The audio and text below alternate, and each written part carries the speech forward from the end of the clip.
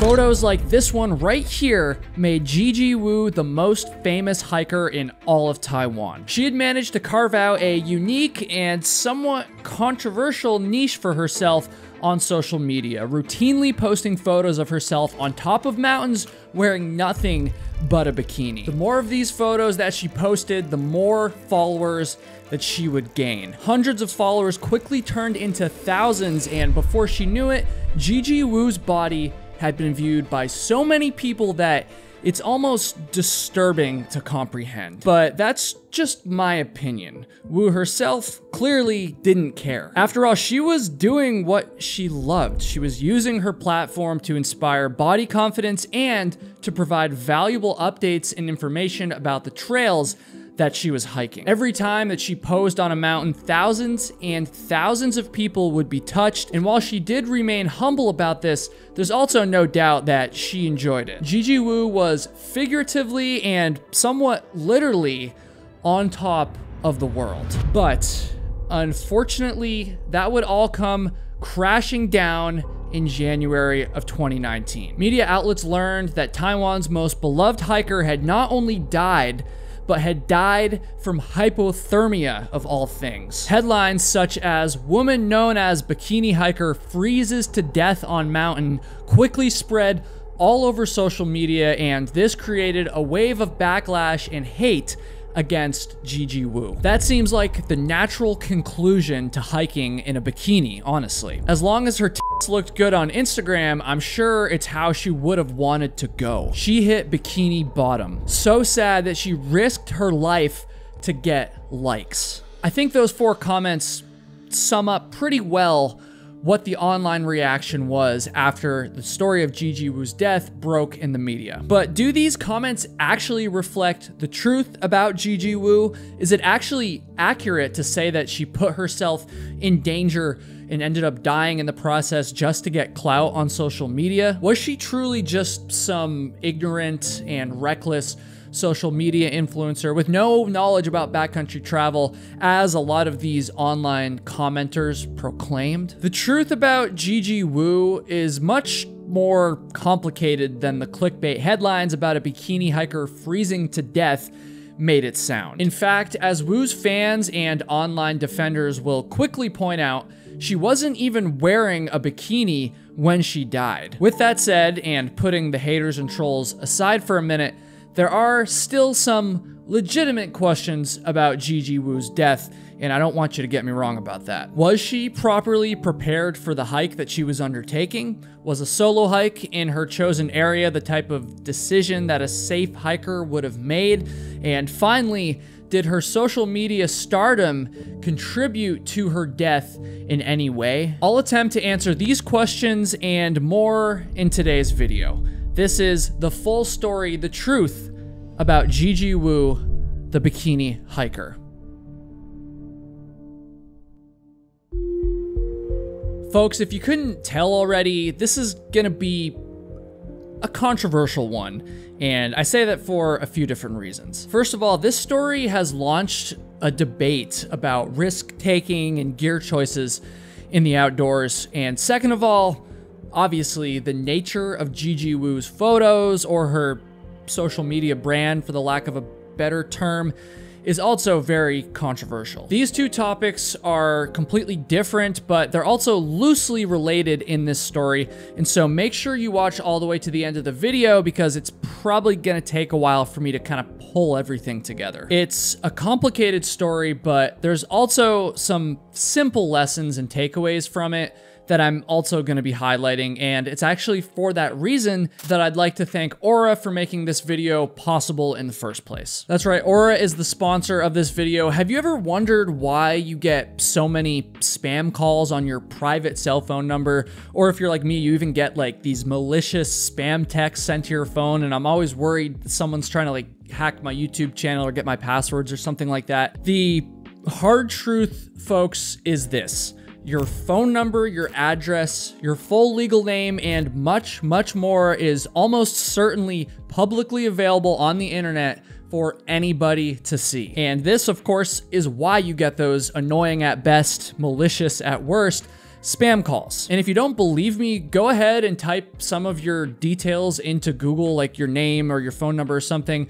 The results that come up will probably shock you. Data brokers are selling your private information online, and these scumbags are making bank off of it. But now, thanks to Aura, I don't have to worry about these people, these data brokers anymore, and that's because Aura will get your private information off the internet. Aura will identify the data brokers who sell your information publicly, and they will submit takedown requests at your behalf, and these data brokers are legally obligated to comply with these requests. And that's not all that Aura can do. In fact, that's just the tip of the iceberg. They also have online security tools like a VPN, antivirus software, identity theft insurance, and so much more. And you can get all of these things for just one affordable price when you head over to aura.com/KyleHatesHiking. When you do that, you'll get a 14-day free trial. You can also click that link at the top of the description. Folks, it's time to take your online security seriously. So one more time, head to aura.com/KyleHatesHiking. Go get that free trial, and you'll also be doing this channel a massive favor when you support our sponsors and click the link down below. So thank you very much. Now let's get back into the story. So at some point in the early 2010s, Gigi Wu, she lost a bet. The Taiwanese woman had recently begun working on a peak bagging list called the 100 Peaks of Taiwan, which, as the name implies, is a list of 100 peaks above 3,000 meters or 9,800-ish feet tall. Now, I'm a peak bagger myself. I haven't hiked in Taiwan, but these peak bagging lists are common all over the world and definitely here in the US as well. The Colorado 14ers or the Adirondack 46ers. These are some popular ones. Basically, the idea is that you take the list and then you hike each peak, checking them off one by one as you do them until you've conquered the entire list. Tons of people, myself included, love peak bagging because it's like a fun but goal-oriented way to get yourself out into the mountains. For Gigi Wu, there was actually an extra challenge when it came to her journey to conquer the 100 peaks of Taiwan. She had actually, again, lost a bet to a friend, and her punishment, you could say, was that she had to pose for a photo in a bikini when she summited her next mountain. Now, the details of this bet aren't known to me, but one way or another, this photo that she had to take as her punishment would end up on Gigi's Facebook page, and it would unsurprisingly end up attracting some attention. One thing led to another, and posing in a bikini quickly became a regular part of Gigi Wu's mountaintop routine, and it's unclear to me exactly why, beyond just the bet at least. Now, those of you that are more cynical might assume that it was being done out of vanity and that Gigi enjoyed the compliments and the attention that she was getting on Facebook about her body. And this is a totally reasonable assumption, but according to those who actually knew her in person, her mission with her Facebook photos was actually much deeper than just flexing her attractive figure. We're going to talk about that a little bit later in the video, but regardless of what her intentions were, with every new bikini photo that she posted, Gigi Wu's likes, her shares, and her followers obviously went up. And, well, they went up fast. In July of 2016, Gigi Wu reached the top of her final peak, having officially conquered the 100 peaks of Taiwan. And at this point, she'd been doing it for a few years and had gathered quite the following on social media, and she was definitely becoming a very well-known figure within the Taiwanese hiking community. Now, I can speak from experience here. Anytime you get past a certain number of followers or views or whatever, you're gonna get some haters, you're gonna have some detractors. This was definitely the case with Gigi Wu, but I'd be willing to bet that most of these people were just jealous. I mean, at this point, it was becoming very difficult, if not impossible, for anyone to argue that Gigi Wu was only seeking praise and attention for her body. And I say that because, I mean, after all, if vanity was her only motivation at all, then why was she going through the effort of climbing all these peaks, pushing herself physically,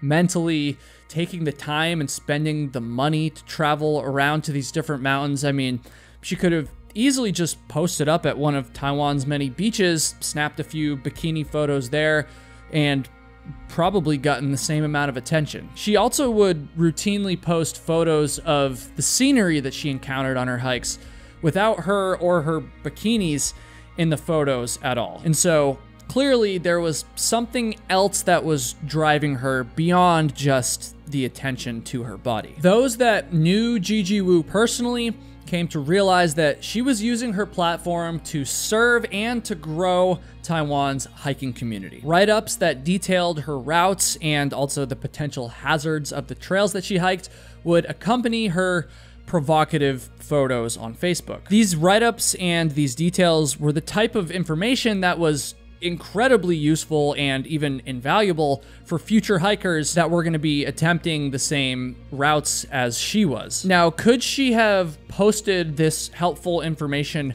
without the addition of the bikini photos? Well, of course she could have done that, but would it have reached and thus helped nearly as many potential hikers? The answer to that is an obvious no. Don't get me wrong, I'm not arguing that the only reason she was doing this was to help other hikers either. I'm sure that she did enjoy the attention, but I'm just trying to illustrate here that the attention and the compliments on her body and stuff certainly was not the only driving factor for Gigi Wu. By the time that she had finished the 100 peaks of Taiwan, she had gathered so much hiking experience that she was actually feeling perfectly comfortable taking solo trips through the mountains, which is something that I'm sure she never would have considered possible when she was just a beginner, a novice hiker. And on the topic of solo hiking, creating these YouTube videos, telling these stories for you guys has definitely taught me just how controversial solo hiking is. I mean, of course, I always knew that hiking by yourself is going to be more dangerous than hiking in a group, but the truth is that a lot of experienced hikers, myself included, hike solo, and this is done for a variety of different reasons. Sometimes you want to take a route that doesn't interest any of your friends or hike a mountain they're not interested in. Sometimes your hiking friends don't have the same physical abilities as you. Sometimes these friends just aren't available to go hiking at all. And it's also worth saying that enjoying the mountains with like total solitude, nobody else around, is also fun and very rewarding. And so, yes, there is added risk that comes with solo hiking, but for those of us that really like getting out there on a regular basis, a lot of the time it's either hike solo or you just don't hike at all. And based on the progression of Gigi's hiking experience and her skill level, I'm guessing, you know, it's an assumption, but I'm guessing that she felt the same way as I do. With all that said, the risk factor of each individual hiking trail is different, and so hiking solo on a trail that's relatively safe is not the same, in my opinion, as hiking solo on a trail that's a lot more dangerous. Like, there is a limit that I would feel comfortable with. Like, there's a lot of trails that I would not hike solo, and there's a lot of trails that I would feel totally fine with it, and like I said, I do it fairly regularly. I've never been to Taiwan. I'd love to go someday, you know, but I've never been there, let alone actually hiked there, so I'm not gonna pretend like I know exactly what the trails are like there and the conditions and stuff. Actually, if you've hiked in Taiwan, please leave a comment and enlighten us. But with that said, I did do some research on trail conditions in Taiwan, and I did this because, well, I know here in the United States just how wildly they can vary even within the same regions. Again, correct me if I'm wrong here, but my loose understanding is that back in the 2010s, there were many unofficial trails in Taiwan. You know, these trails that would receive some foot traffic, but they were technically closed and off limits. My assumption is that these trails would almost certainly be like unmaintained. They're probably very remote, and because of these factors, they're probably more dangerous than the small amount of official trails in the country. Again, I could be totally wrong, but that's kind of what I took away from my research. And I also learned that Gigi Wu was one of the many hikers who would frequently hike on these unofficial, I guess, illegal trails. Now, even though Gigi Wu had finished her original peak bagging goal, she didn't stop hiking.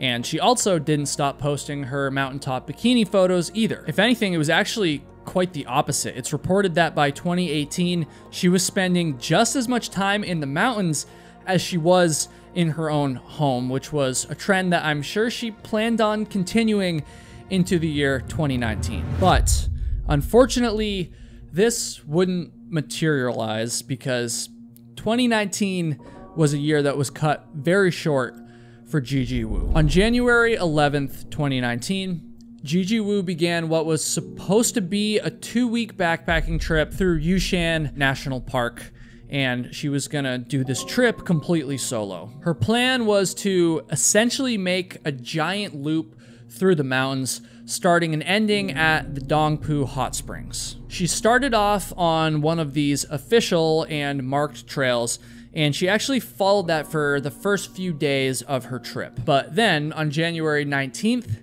Gigi reached a critical trail intersection. It was actually here that she left the official trail, and she began hiking on one of those unofficial, unmaintained trails through the park. Again, I haven't hiked in Taiwan, but I'm assuming that the conditions on this trail would have been very difficult. From what I've been able to tell through researching, the trail was incredibly steep. It had these really steep climbs and descents over like uneven, loose terrain. It would have been wet, it would have been muddy, and it definitely would have been slippery. This is the type of trail that a beginner hiker, a novice, would want to avoid at all costs. But as we've established, Gigi Wu was far from a novice hiker at this point. This is gonna be an assumption here, but I'm almost certain that she would have encountered similar, if not even more dangerous trail conditions on some of her previous hikes.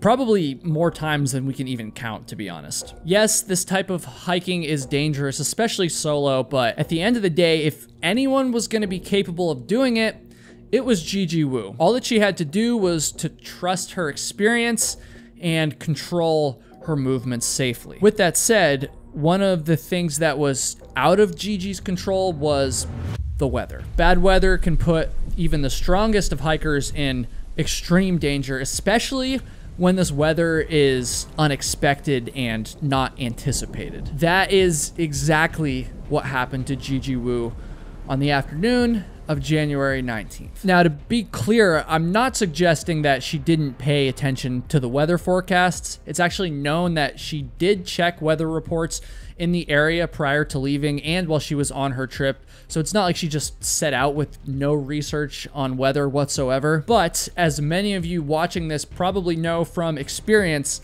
the weather in the mountains can be incredibly volatile. And even though the forecast says that it's going to be clear, that can often fail to materialize. So on January 19th, Gigi Wu messaged a friend around noon, and she reported her condition and her plans for the rest of the day. At this point, she was roughly 8,000 feet in elevation, or around 2,400 meters, and she planned on descending about 300 feet before finally setting up camp for that day. She actually planned on checking in with this same friend again once she was like safe and in her tent, but instead, the next contact that Gigi Wu made with the outside world was much more disturbing. At 4:30 p.m., one of Gigi's friends, who was also an experienced hiker himself, received a desperate call from her. Now, she was calling from a satellite phone, and she told her friend, through a broken connection by the way, that she had fallen down a cliff, couldn't move her legs at all, and that she needed help. She managed to tell her friend which unofficial trail that she was traveling on, and after this, the call went completely dead. In total, this call lasted for no longer than 30 seconds. So obviously this was very worrying for Gigi's friend, and he wasn't just worried about her legs and her physical injuries, by the way. He was very worried about the temperatures that she was likely to experience that night. Now, this friend had spent enough time in the mountains himself to know that if Gigi was wet and she was unable to shelter herself and warm herself up, hypothermia would be a very real and very serious concern. And so this friend alerted the authorities at the national park, and he also repeatedly tried to call and text Gigi back in order to get more information. And despite doing this over and over and over. Despite these stubborn efforts, he was never able to get through to her again. This meant that Gigi's initial 30-second call for help would end up being the last time that she was ever heard from alive. Now, even though Gigi's dire situation had been reported pretty quickly, the difficult weather conditions, likely the same conditions that led to her falling in the first place, made it impossible for a rescue to be mounted that first evening when they found out that she was in trouble. And so she had to spend the night, and then by the morning, the weather wasn't much better, and though they had helicopters ready to go, they were on standby, the conditions just still wouldn't allow for it. In the meantime, a few rescuers did set out on foot into the mountains that morning. Even though they had like the rough coordinates of where Gigi was, it would end up taking almost 2 days for searchers to finally locate her. And that should tell you just how remote and inaccessible her final resting place was. Eventually, searchers were able to spot what they thought was her and her gear on the evening of January 20th, but at this point, night was fast approaching, and just because of how difficult it was to move around in this terrain, they decided that they had to wait. And thus, it wasn't until noon on the 21st of January that they finally reached Gigi Wu, and tragically, also unsurprisingly, at this point, she had already passed. The initial reason for why she fell has never been determined. It probably won't ever be, but it was determined that she fell roughly 65 feet down into a ravine, and it's at that point that she made the initial call for help. Her condition would have deteriorated quite quickly, and due to the fact that she was unable to like move around very well, she couldn't set up her tent, and because she wasn't sheltered, hypothermia would have set in pretty quickly. Her jacket was actually found laying next to her, which might seem odd to you at first, but one thing that I've actually learned since I started making these videos is that people who are suffering from like the advanced stages of hypothermia often feel this false sense of warmth and end up shedding their layers before ultimately falling into a coma and passing away. It appears that this is what happened to Gigi Wu, and I do want to note that it's frustrating that the rescuers couldn't reach her more quickly and reach her in time to save her, but I'm not trying to criticize them for this, and I don't really think it's fair for anybody to criticize them. Remember, she was hiking off an official trail in a very remote and treacherous area during a spell of bad weather. I mean, I think these rescuers reached her as fast as they possibly could without putting themselves in too much danger. It took a few more days for Gigi Wu's body to finally be removed, and by the time it had, the story of her death was making headlines all around Taiwan and all around the world. Actually, let me correct that.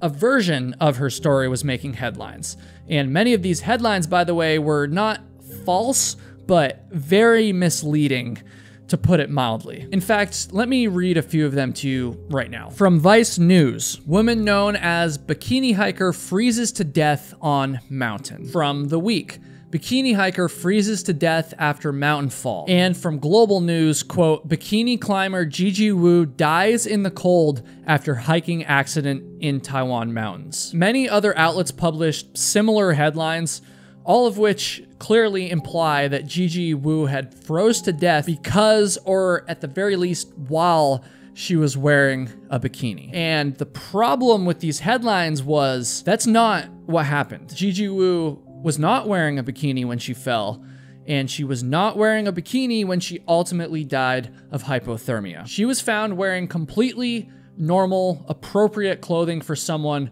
who was hiking in the mountains. Those that knew her and had hiked with her attested to the fact that she would never actually hike in her bikini.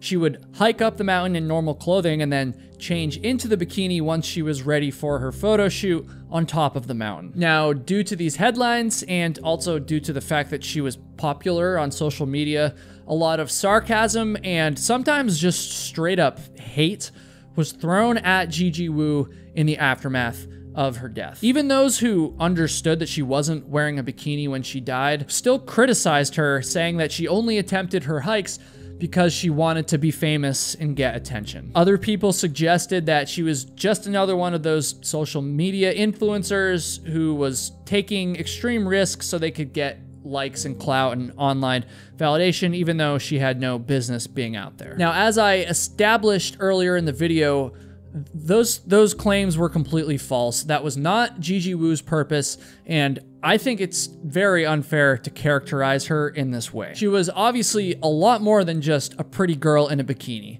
She was an extremely experienced and accomplished hiker who had inspired thousands of other hikers over the years that led up to her death. Her love for the mountains ran so deep that I'm almost 100% certain that she would have been out there doing all of these hikes regardless of if she had 14,000 followers on Facebook or if she had just one follower. But while I do think that many of the mean-spirited criticisms of Gigi Wu were and are unfair, that's also not to say that there is no room for criticizing her actions and her choices leading up to her death either. I'm always careful not to victim blame in these situations. With that said, I hope you can understand that we can take a close look at what caused her accident with the goal of extracting lessons for future hikers, and without the goal of just putting her down after her death. I think there's two somewhat obvious things that Gigi Wu did on her final hike